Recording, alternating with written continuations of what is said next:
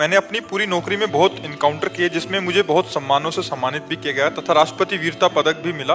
पिछले साल 22 जनवरी को जिस दिन राम मंदिर जी की प्राण प्रतिष्ठा हो रही थी, बदमाशों से मुठभेड़ के दौरान सीने में गोली लगी, मेरी मृत्यु का समाचार भी जारी हो गया था। फिर प्रभु कृपा से मैं बच गया। अब मेरा प्रश्न यह है कि मैं अपने पथ पर ऐसे ही चलता रहूं या बिल्कुल ही प्रभु की शरण में आ जाऊं। मन विचलित रहता है मुझे जब भी समय मिलता है। पता नहीं क्या जीवन की लीला हो और हम इसी सांसारिक धर्म निर्वाह के चक्कर में मनुष्य जीवन का जो मूल कर्तव्य है भगवत प्राप्ति, उससे वंचित हो जाए तो ठीक नहीं है। अगर आपका मन आपको साथ दे तो समय निकालिए अपने जीवन का भगवत प्राप्ति के लिए, जिससे हमारी जो भी सेवाएं बनी हैं उसमें जो चूक हुई है वो क्षमा हो जाए, जो पाप हुए हैं वो नष्ट हो जाए और अगला हम अगर जन्म भी मिले तो ऐसा ही मिले कि मैं देशभक्त बनूं, भगवान का भक्त बनूं।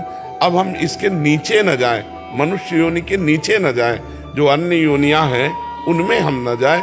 इसलिए आधा जीवन तो लगभग दे ही दिया, अब भगवान को दे दीजिए। रात में 2 बजे भी ड्यूटी से आता हूं तो आपको जरूर 15-20 मिनट सुन के तभी सोता हूं। जी। और 33 दिन हॉस्पिटल में रहा। जब मुझे गोली लगी, मृत घोषित कर दिया गया। 9 दिन आईसीयू में रहा। उस दिन 9 दिन को छोड़ के बाकी 33वें दिन में जो दिन बचे उनमें मैं हॉस्पिटल में भी आपको सुनता, कंटिन्यू सुनता हूँ। तो बिना आपको सुने नींद ही नहीं आती है। तो अब जो सुना उस पर चल दे ले देखो, एक तरह से तो आप मर ही गए थे जब घोषित हो गया था, तो अब जो जीवन बचा है अब वो भगवान को दे दीजिए। तो धन्यवाद है आपका कि जो आप अपने जीवन को भारत सरकार में ईमानदारी से लगाकर अब अखिल कोटि ब्रह्मांड सरकार भगवान के चरणों में लगा देंगे तो दोनों बन जाएंगे। बच्चों का सबसे बड़ा कर्तव्य है कि उनके लिए और कोई भगवान नहीं है। जिन माता ने, जब हम में ज्ञान नहीं था कि हम शौच लोग शंका उनके बिस्तर में उनकी गोद में ही कर रहे हैं, उस समय वो गीले की तरफ लेट जाती और हमें सूखे की तरफ सुलाती,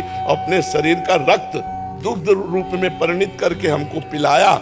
ऐसी माता पिता जब वृद्धावस्था को प्राप्त हो रहे हों तो जवान पुत्र को चाहिए कि किसी मंदिर आदि के भगवान की आराधना नहीं, अपने घर में विराजमान माता पिता की भगवान की तरह आराधना करे, उनकी सेवा करे, उनकी आज्ञा में रहे, रोज उनको प्रणाम करे, मेहनत से रुपया कमा कर धर्म पूर्वक माता पिता की सेवा करे। वस्त्र है, भोजन है, औषधि है, अपने हाथ से भी सेवा करे और धन से भी सेवा करे और मन से भी सेवा करे। तो ऐसे माता पिता की सेवा करने वाले पुत्र को अपने आप भगवत प्राप्ति हो जाती है। बाबा जी, मेरा प्रश्न है कि हनुमान जी चिरंजीवी हैं, अब मैं उनके दर्शन करना चाहता हूँ, इसलिए रोज हनुमान चालीसा का पाठ करता हूँ। महाराज जी, इससे मुझे वो मिल जाएंगे? हनुमान जी तो सियाराम जी की कृपा से मिलेंगे। अगर जिसको हनुमान जी के दर्शन चाहिए, सीताराम सीताराम सीताराम जो आ जाएंगे। यत्र यत्र रघुनाथ कीर्तनम तत्र तत्र कृतमस्तु कांजिलम वाष्पवारि परिपूर्ण लोचनम।